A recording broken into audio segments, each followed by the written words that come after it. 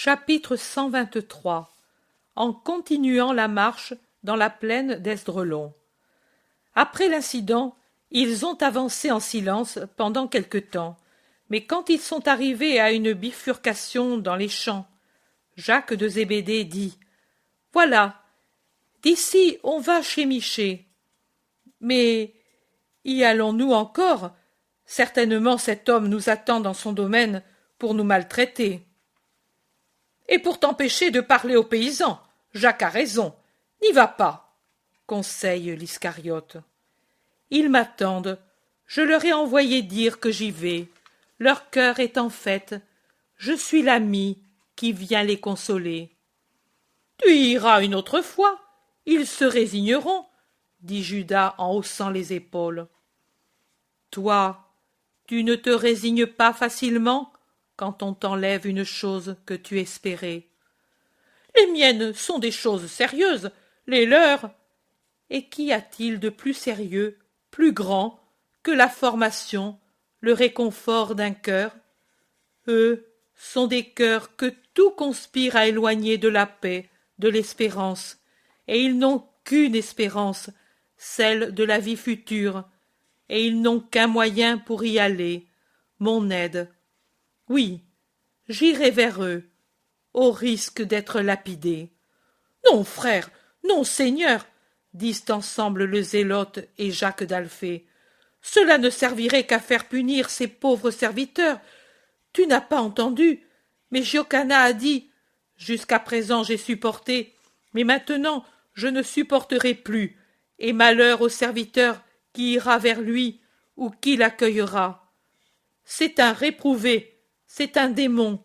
Je ne veux pas de corruption dans ma maison. » Et à un compagnon il a dit « Même s'il faut les tuer, je les guérirai de leur insatanisation pour ce maudit. » Jésus baisse la tête, réfléchissant et souffrant.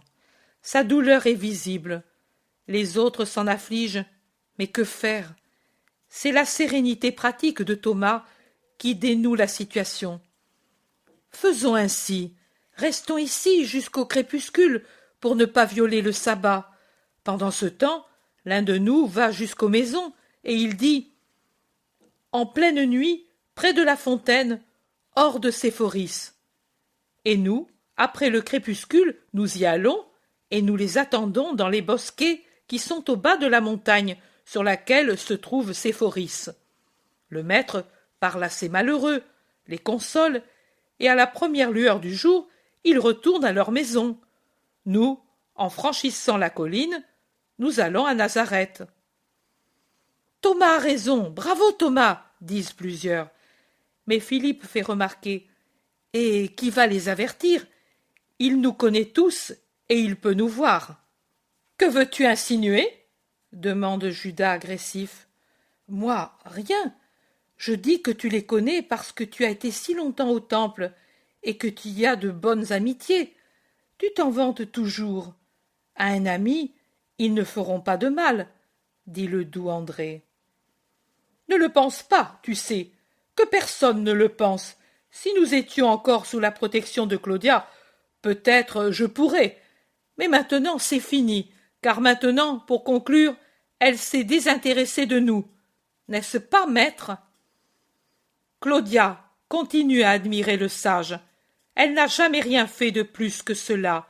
De cette admiration, elle passera peut-être à la fois dans le Dieu vrai. Mais seule l'illusion d'un esprit exalté pouvait croire qu'elle avait d'autres sentiments pour moi. Et si elle les avait, moi, je n'en voudrais pas. Je peux encore accepter leur paganisme parce que j'espère le changer en christianisme.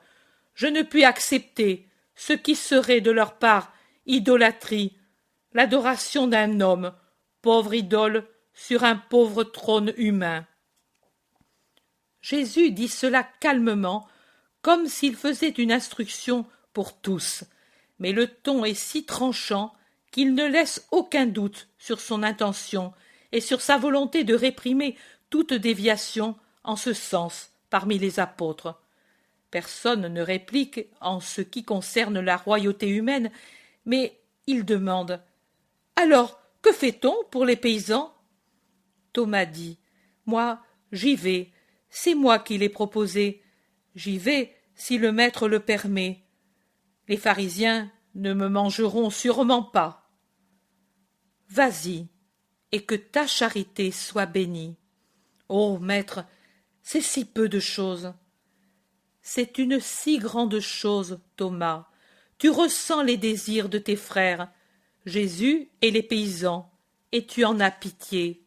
Et ton frère, selon la chair, te bénit aussi en leur nom, dit Jésus, en mettant sa main sur la tête de Thomas, incliné devant lui, et qui, ému, murmure: Moi, ton frère?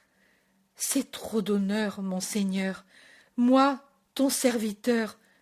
Toi, mon Dieu. Cela oui, j'y vais. Tu vas seul?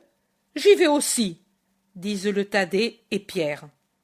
Non, vous êtes trop fougueux. Moi, je sais tourner tout en dérision. C'est le meilleur moyen pour désarmer certains caractères. Vous prenez feu tout de suite. J'y vais seul. Moi je viens, disent Jean et André. Oh oui, l'un de vous, oui, et même un comme Simon le Zélote et Jacques d'Alphée. Non, non, moi, je ne réagis jamais, je me tais et j'agis, insiste André. Viens, et ils s'en vont d'un côté, alors que Jésus, avec ceux qui sont restés, poursuit sa route de l'autre. L'autre.